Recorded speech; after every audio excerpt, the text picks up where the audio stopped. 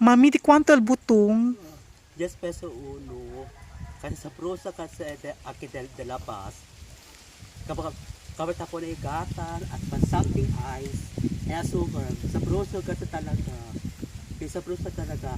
Ang mga bakla ay masarap talaga ang butong kasi very delicious is only how isa perfect talaga is 50% around the world.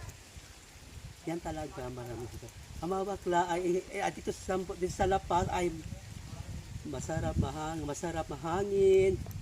Sa Dino ay masarap ang hangin dito sa kasi tag-init at tag-ulan talaga. Ang init ay 50%, ulan 35% or 12%.